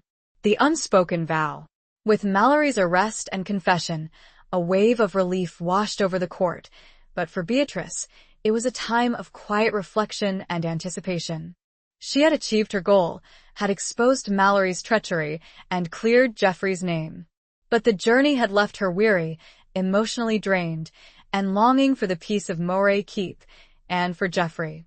The queen, grateful for Beatrice's bravery and loyalty, offered her a permanent position at court. But Beatrice declined. She had no desire for courtly life, for the intrigues and the endless power struggles. Her heart belonged to Geoffrey, to the quiet strength of Moray Keep. She prepared to return to Moray Keep, to the man she loved, to the place she now considered her home. Alara, who had become a dear friend, promised to visit her, to maintain their connection despite the distance. Before she left, Beatrice had a final meeting with Queen Eleanor. The queen thanked her again for her service, for her courage, and for her loyalty. You have done a great service to the realm, Beatrice, the queen said. You have exposed a traitor, and you have helped to restore justice. You are a true daughter of Blackmere, a worthy heir to your father's legacy. Beatrice blushed, touched by the queen's praise. Thank you, your majesty, she said. But I could not have done it without your help, and without the help of Geoffrey. The queen smiled knowingly. Geoffrey de Moray is a fortunate man, she said. He has found a woman of great strength and courage, a woman who is worthy of his love. Beatrice's heart skipped a beat. The queen's words confirmed what she had long suspected, that her feelings for Geoffrey were not unrequited. I love him, your majesty, Beatrice confessed, her voice soft. And I hope that he loves me. The queen nodded. He does, she said. He has written to me, expressing his gratitude for your service and his affection for you. He awaits your return with great anticipation. Beatrice felt a surge of joy, a warmth that spread through her chest. She could hardly wait to see Geoffrey, to be in his arms again, to share her experiences, and to confess her love. The journey back to Moray Keep was filled with a sense of excitement and anticipation. Beatrice traveled with a small escort of royal guards, provided by the queen as a sign of her gratitude and protection. She no longer needed to hide her identity, to pretend to be someone else. She was Lady Beatrice of Blackmere, a woman of courage and conviction, a woman who had faced danger and adversity and emerged victorious. As she neared Moray Keep, she saw the familiar silhouette of the fortress against the winter sky. It was a sight that filled her with a sense of peace, a sense of belonging. She had come full circle, had returned to the place where her journey had begun, but she was no longer the same woman who had fled Blackmere in the storm. She was greeted at the gates by Geoffrey, his face lighting up with joy as he saw her.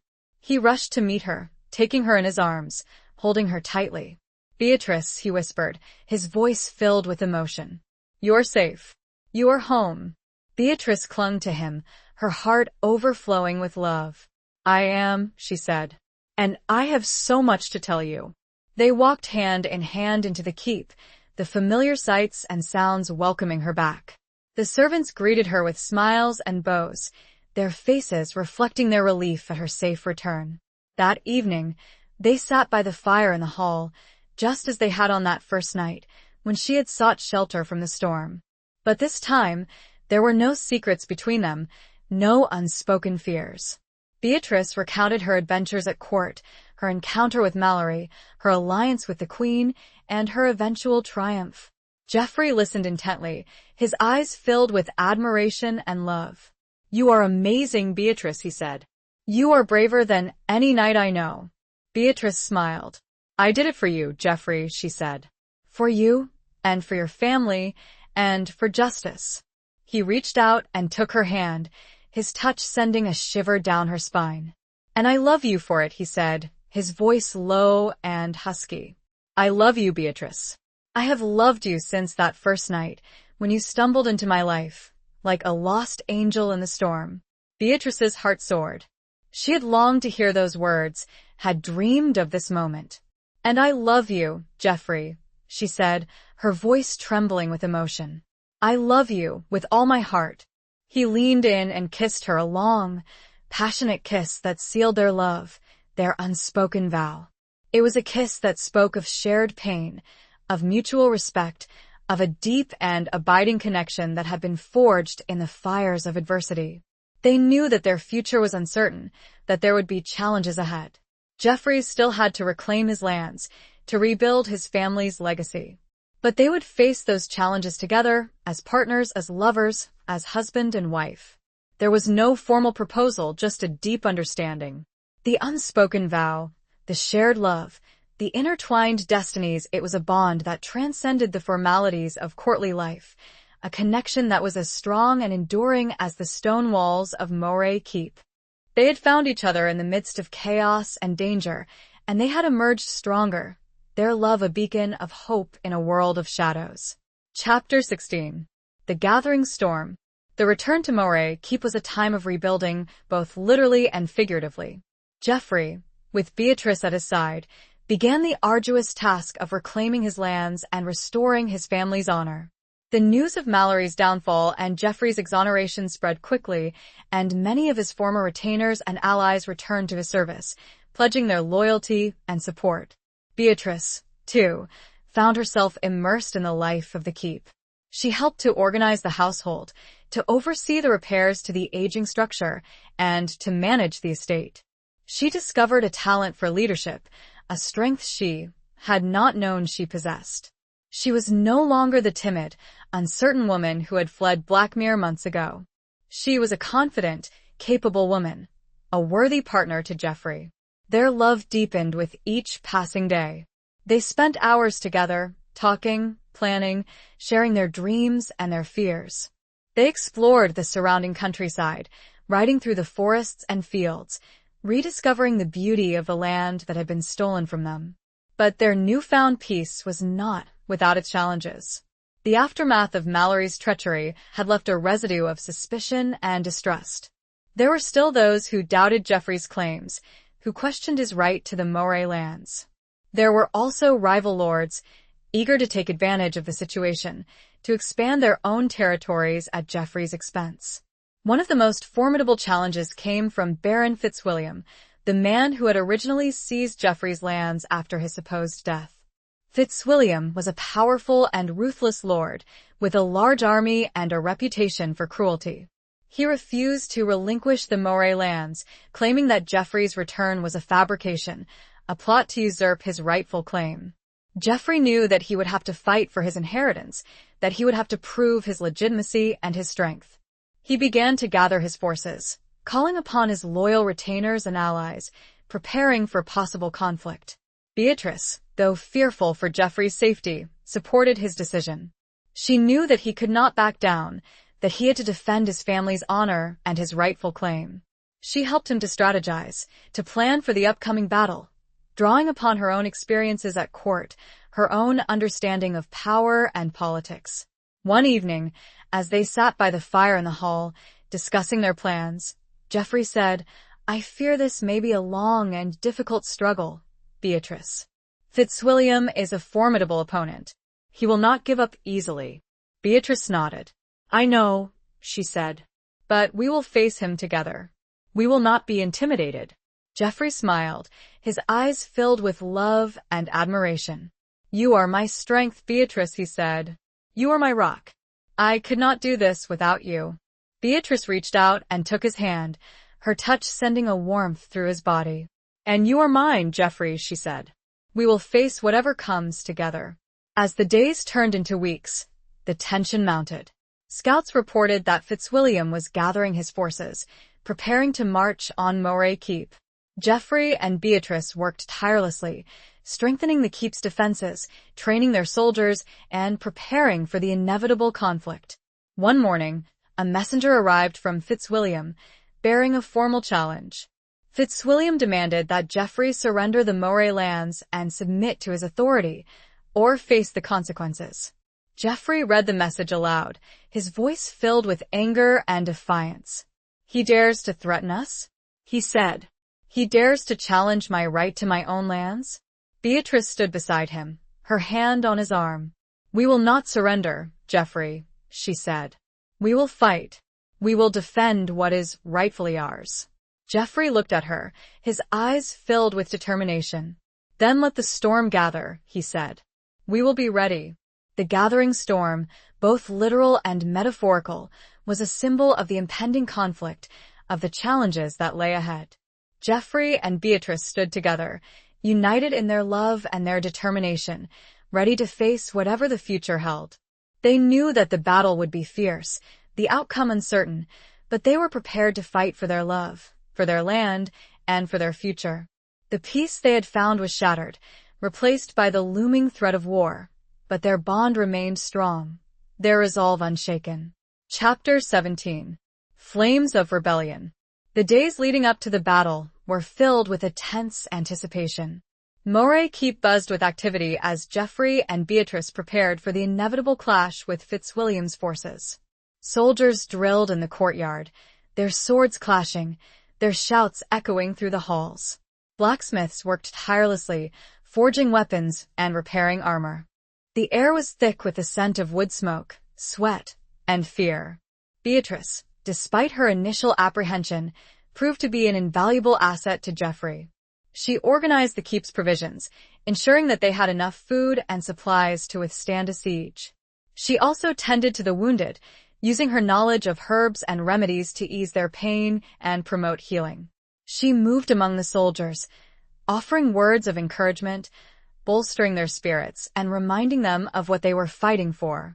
Geoffrey, meanwhile, focused on strategy and training. He drilled his men relentlessly, preparing them for the brutal realities of medieval warfare. He consulted with his captains, planning their defenses, anticipating Fitzwilliam's tactics, and devising counter-strategies. He was a natural leader, inspiring his men with his courage, his determination, and his unwavering belief in their cause. One evening, as they stood on the battlements, overlooking the surrounding countryside, Geoffrey said, "I never thought I would be fighting for my home again, Beatrice. I thought those days were behind me." Beatrice looked at him, her eyes filled with concern. "I know," she said. "But you are not alone, Geoffrey. We are in this together." Geoffrey took her hand, his touch sending a warmth through her body. "You have given me something to fight for, Beatrice," he said. "You have given me a reason to live, a reason to hope." Beatrice smiled, her heart swelling with love. "And you have given me the same, Geoffrey," she said. "You have shown me that love can conquer even the darkest of shadows." The following morning, Fitzwilliam's army arrived. They were a formidable force, outnumbering Geoffrey's men by a significant margin. They marched under Fitzwilliam's banner, a black serpent on a field of red, a symbol of his cruelty and his ambition. Geoffrey, clad in full armor, stood on the battlements, addressing his troops. "Men of Moray," he shouted, his voice ringing out across the courtyard. "Today we fight for our homes, for our families, for our freedom. We fight against a tyrant who seeks to steal what is rightfully ours. We will not yield. We will not surrender. We will fight to the death." His words were met with a roar of approval, the soldiers raising their swords and shields, their faces filled with determination. The battle began with a barrage of arrows from Fitzwilliam's archers. The arrows rained down on Moray Keep, striking the stone walls, finding gaps in the defenses, and wounding several of Geoffrey's men. Geoffrey's archers returned fire, their arrows finding their marks, taking down several of Fitzwilliam's soldiers. But the enemy's numbers were overwhelming, and they continued to advance, pressing their attack. Fitzwilliam's forces launched a full-scale assault on the keep, using siege ladders and battering rams to try to breach the walls. Geoffrey's men fought bravely, repelling the attackers, pushing back the ladders, and holding the gates against the relentless pounding of the battering rams. Beatrice, despite her fear, remained on the battlements, directing the defense, coordinating the efforts of the soldiers, and tending to the wounded. She saw men fall, struck down by arrows or swords, and she felt a pang of grief for each loss. But she did not falter. She continued to fight, to inspire, to lead. The battle raged for hours, the outcome uncertain. Geoffrey's men were outnumbered, but they were fighting with the courage and determination of those defending their homes and their loved ones. They held their ground, repelling wave after wave of attacks. As the sun began to set, the fighting intensified. Fitzwilliam, desperate to break through the defenses, ordered a final, all-out assault. His men surged forward, their numbers overwhelming, threatening to breach the walls. Geoffrey, seeing the danger, rallied his remaining troops. He led a counterattack, charging into the thick of the fighting, his sword flashing, his voice roaring defiance. He fought like a man possessed, cutting down enemy soldiers, inspiring his men to fight on. He was a whirlwind of destruction, a force of nature, driven by his love for Beatrice, by his determination to protect his home. The flames of rebellion, both literal and figurative, burned brightly. The fires set by the attackers illuminated the night sky, casting a hellish glow on the battlefield. But the flames of courage and determination burned even brighter in the hearts of Geoffrey's men, fueled by their love for their leader, for their home, and for the woman who stood beside him, unwavering in her support. The battle was a crucible, forging a new future from the ashes of the old, testing the limits of their strength and their resolve. Chapter 18. A Knight's Sacrifice. The battle reached its climax as darkness fell. The fighting was brutal, hand-to-hand combat in the flickering torchlight. Geoffrey, despite his skill and courage, found himself surrounded by Fitzwilliam's men. He fought fiercely, his sword a blur of motion, but he was outnumbered, overwhelmed. Beatrice, watching from the battlements, saw Geoffrey's plight. Her heart leaped into her throat, fear gripping her like a vice. She saw Fitzwilliam himself, a hulking figure in black armor, approach Geoffrey, his sword raised, ready to deliver the final blow. Without thinking, Beatrice acted. She grabbed a bow and arrow from a fallen archer, knocked the arrow, and aimed at Fitzwilliam. She had never been a skilled archer, but desperation gave her focus. She drew back the string, her hands trembling, and released the arrow. The arrow flew true, striking Fitzwilliam in the arm, piercing his armor. He roared in pain and surprise, dropping his sword. The distraction gave Geoffrey the opening he needed. He lunged forward, his own sword finding its mark, piercing Fitzwilliam's heart. Fitzwilliam staggered backward, his eyes wide with disbelief, and then collapsed to the ground, dead. A cheer erupted from Geoffrey's men, their spirits renewed by the sight of their enemy's fall. They surged forward, pushing back Fitzwilliam's forces, driving them from the battlefield. The battle was over. Moray Keep had been defended. Fitzwilliam was dead, and his army was in retreat. Beatrice rushed down from the battlements, her heart pounding in her chest. She searched frantically for Geoffrey, her eyes scanning the carnage, the fallen bodies, the wounded men. She found him near the gate, leaning against a wall, his armor battered, his face covered in blood and sweat. He was alive, but he was wounded. "Geoffrey," she cried, rushing to his side. He looked at her, his eyes filled with a mixture of pain and relief. "Beatrice," he whispered. You saved me." Beatrice knelt beside him, examining his wounds. He had a deep gash on his arm and another on his leg. He was losing blood rapidly. "You're hurt," she said, her voice trembling. "We need to get you inside." With the help of some of his men, she managed to get Geoffrey into the keep, to his chambers. She tended to his wounds, cleaning them, bandaging them, using all her knowledge of herbs and remedies to stop the bleeding and ease his pain. He lay on the bed, his eyes closed, his breathing shallow. Beatrice sat beside him, holding his hand, her heart filled with fear and worry. She had saved his life, but she knew that his wounds were serious, that his survival was not guaranteed. As the night wore on, Geoffrey's condition worsened. He developed a fever, his body shaking with chills. He drifted in and out of consciousness, muttering deliriously. Beatrice stayed by his side, never leaving him, tending to his needs, whispering words of comfort and encouragement. She prayed for his recovery, for his survival, her heart aching with the fear of losing him. At one point, he opened his eyes, his gaze focusing on her. "Beatrice," he whispered. I love you." Beatrice leaned down and kissed him, her tears falling onto his face.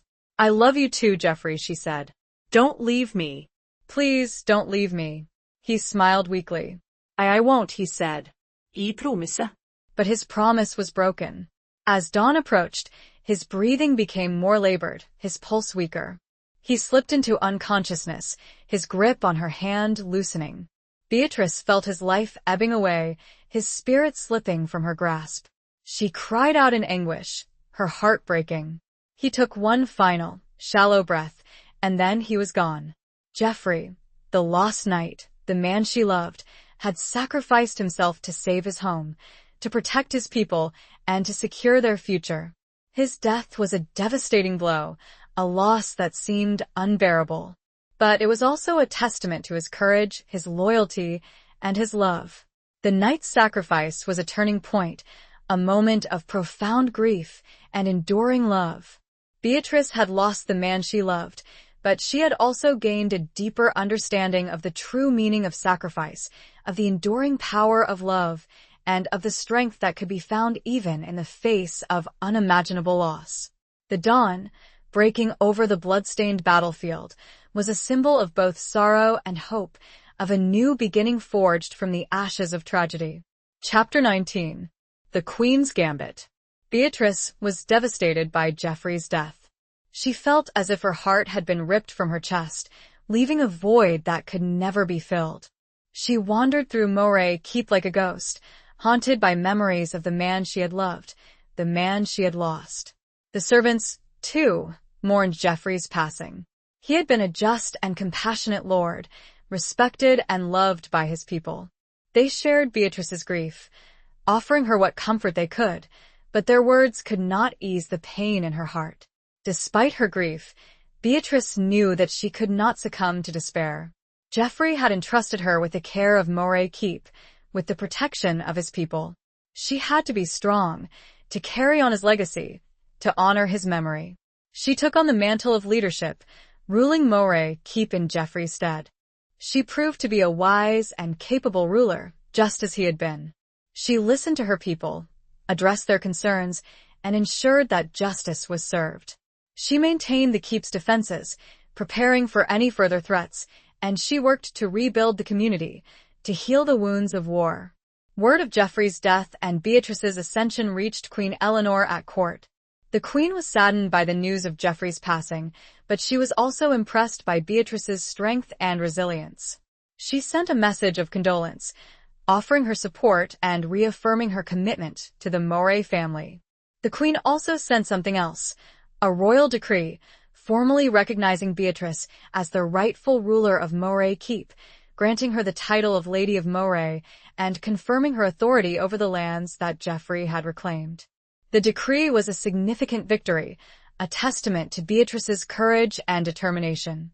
It secured her position, protected her from any further challenges to her rule, and ensured the stability of Moray Keep. But Beatrice knew that her position was still precarious. There were still those who resented her rule, who saw her as a weak and inexperienced woman, an easy target. There were also those who coveted the Moray lands, who saw an opportunity to expand their own territories at her expense. One of the most persistent threats came from a distant relative of Fitzwilliam, a man named Lord Armand, who claimed that he was the rightful heir to the lands that Geoffrey had seized. Armand began to gather his forces, preparing to challenge Beatrice's rule, to take Moray Keep by force. Beatrice, though weary of war, prepared to defend her home. She strengthened the keep's defenses, trained her soldiers, and sought alliances with neighboring lords. She was determined to protect her people, to honor Geoffrey's memory, and to preserve the legacy he had entrusted to her. As the threat from Armand grew, Beatrice received an unexpected visitor. Queen Eleanor herself arrived at Moray Keep, accompanied by a small escort of royal guards. Beatrice was surprised and honored by the queen's visit. She welcomed her to Moray Keep, offering her the best hospitality she could provide. The queen explained her reasons for coming. "I have come to offer you my support, Beatrice," she said. "I know that you are facing a difficult situation, and I want to help you." The queen revealed that she had been monitoring Armand's movements, and she had learned that he was planning to launch a surprise attack on Moray Keep. She had come to warn Beatrice, and to offer her the assistance of the royal army. "I will not allow Armand to take what is rightfully yours, Beatrice," the queen said. "I will stand with you, and we will defeat him together." Beatrice was deeply grateful for the queen's support. She knew that with the royal army at her side, she had a much better chance of defeating Armand and securing her rule. The arrival of the queen was the turning point. The queen's gambit, her decision to personally intervene in the conflict, was a bold move, a testament to her loyalty to Beatrice and to her commitment to justice. It was a turning point in Beatrice's struggle, a moment of hope and renewed determination. The queen's presence at Moray Keep, her offer of support, and her willingness to fight alongside Beatrice transformed the situation, bolstering Beatrice's confidence and strengthening her resolve. The looming threat of war remained, but now, Beatrice had a powerful ally, a queen who was willing to risk her own resources to defend her. Chapter 20. The Reckoning of Love and Duty. With the queen's arrival and the support of the royal army, the tide began to turn in Beatrice's favor. The combined forces of Moray Keep and the queen's soldiers presented a formidable defense, one that Lord Armand could not easily overcome. Armand, upon learning of the queen's presence at Moray Keep, hesitated. He had expected to face a weakened and demoralized force, led by an inexperienced woman. He had not anticipated the intervention of the Queen herself and the full might of the royal army. He sent a message to Beatrice, demanding a parley, a meeting to discuss terms of surrender. Beatrice, with the Queen at her side, agreed to meet him. The meeting took place outside the walls of Moray Keep, under a flag of truce. Armand, accompanied by his captains, faced Beatrice and Queen Eleanor, who were flanked by their own guards. Armand was a proud and arrogant man, used to getting his way. He demanded that Beatrice relinquish her claim to the Moray lands, arguing that he was the rightful heir and that she was unfit to rule. Beatrice, standing tall and resolute, refused his demands. She spoke of Geoffrey's sacrifice, of his rightful claim to the lands, and of her own determination to honor his memory and protect his people. "I will not surrender, Armand," she said, her voice clear and strong. "I will not betray the trust that Geoffrey placed in me. I will defend Moray, Keep to the death." The Queen stepped forward, her voice ringing out with authority. "Lord Armand," she said, "you are mistaken if you believe that you can take Moray Keep by force. I stand with Lady Beatrice, and I will not allow you to harm her or her people. You have a choice. Withdraw your forces and return to your own lands, or face the consequences." Armand hesitated, his eyes flickering between Beatrice and the Queen. He realized that he had underestimated his opponents, that he had miscalculated the situation. He could not hope to defeat the combined forces of Moray Keep and the royal army. He swallowed his pride and agreed to withdraw. He renounced his claim to the Moray lands, and he pledged to leave Beatrice and her people in peace. It was a victory, a bloodless victory, achieved through strength, determination, and the unwavering support of the Queen. Beatrice had defended her home, had secured her rule, and had honored Geoffrey's memory.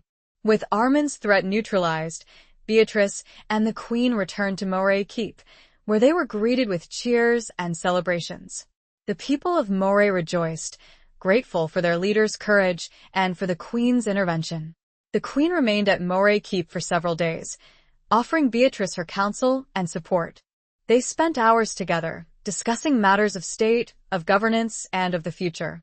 One evening, as they sat by the fire in the hall, the Queen said, "You have proven yourself to be a wise and capable ruler, Beatrice.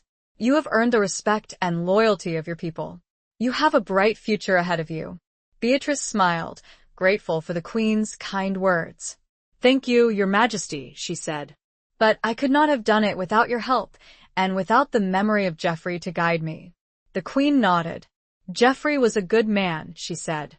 "And he loved you very much. He would be proud of you, Beatrice." Beatrice felt a pang of sadness, a reminder of the loss she had suffered. But she also felt a sense of peace, a sense of acceptance. She had done her best, had honored Geoffrey's memory, and had secured a future for Moray Keep. The Queen, sensing Beatrice's emotions, reached out and took her hand. "You are still young, Beatrice," she said. "You have a long life ahead of you. You deserve to find happiness again." Beatrice looked at the Queen, her eyes filled with a mixture of gratitude and uncertainty. "I don't know if I can," she said. "I loved Geoffrey so much. I don't know if I can ever love another." The Queen smiled gently. "The heart is a resilient thing, Beatrice," she said. "It can heal, and it can love again. Do not close yourself off from the possibility of happiness. Geoffrey would not want that for you." Her words held the weight of a kind suggestion. Beatrice nodded, her heart filled with a glimmer of hope. She knew that the Queen was right. She deserved to find happiness, to live a full life. And she knew that Geoffrey would have wanted that for her. She looked at all around her. She had completed her duty. The reckoning of love and duty had been a long and arduous journey, a test of Beatrice's strength, her courage, and her resilience. She had faced betrayal, loss, and war, but she had emerged victorious, stronger and wiser. She had honored her love for Geoffrey, and she had fulfilled her duty to her people. She had found a balance between her personal desires and her public responsibilities, a balance that would guide her in the years to come. The future was uncertain, But Beatrice was ready to face it, with courage, with grace, and with a heart that was open to the possibility of love. Epilogue. Years passed, and Moray Keep prospered under Beatrice's wise and compassionate rule. She became known as the Lady of the North Wind, a woman of strength, courage, and unwavering loyalty. She never forgot Geoffrey, his memory a constant source of inspiration and guidance. She kept a small, private shrine in her chambers, where she would often go to pray, to remember, and to find solace. She also maintained a close friendship with Queen Eleanor, their bond forged in adversity, strengthened by mutual respect and affection. They corresponded regularly, exchanging letters filled with news, advice, and words of encouragement.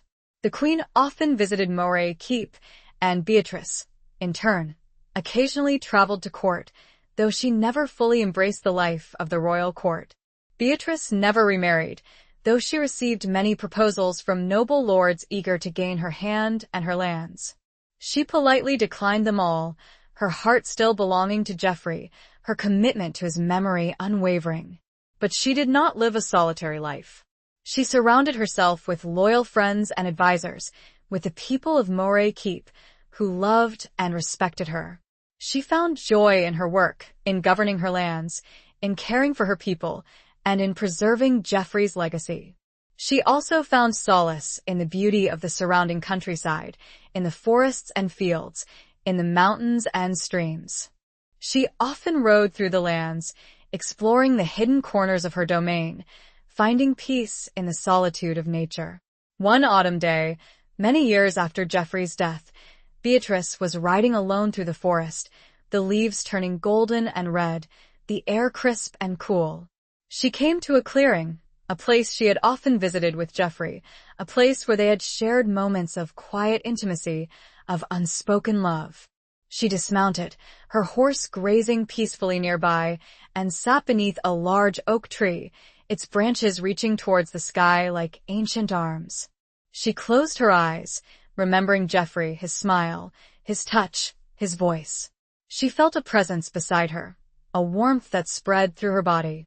She opened her eyes, expecting to see one of her servants, or perhaps a traveler passing through. But there was no one there. Only the wind rustling through the leaves, the sunlight filtering through the branches, and the scent of autumn in the air. She smiled, a gentle, knowing smile. She knew that it was Geoffrey, his spirit watching over her, protecting her, loving her still. She was not alone. She would never be alone. His love, his memory, would always be with her, a guiding light, a source of strength and comfort. She continued to rule Moray Keep with wisdom and compassion, her reign marked by peace and prosperity. She became a legend, a symbol of strength, resilience, and unwavering loyalty. Her story was told and retold, passed down through generations, a testament to the enduring power of love, of duty, and of the human spirit. And as the years turned into decades, and her hair turned silver, and her steps grew slower, she knew that her time was drawing near. She had lived a full life, a life filled with both joy and sorrow, with love and loss, with triumph and adversity. She had no regrets. She had done her best, had honored her commitments, and had remained true to herself. And so, one peaceful evening, as the sun set over the western hills, casting a golden glow on Moray Keep, Beatrice, the Lady of the North Wind, closed her eyes for the final time, her heart filled with peace, her spirit ready to join her beloved Geoffrey in the eternal realm of love and memory. The wind whispered through the ancient stones of Moray Keep, carrying with it the legacy of a woman who had loved deeply, fought bravely, and ruled wisely, her name forever etched in the annals of history, a testament to the enduring power of the human heart.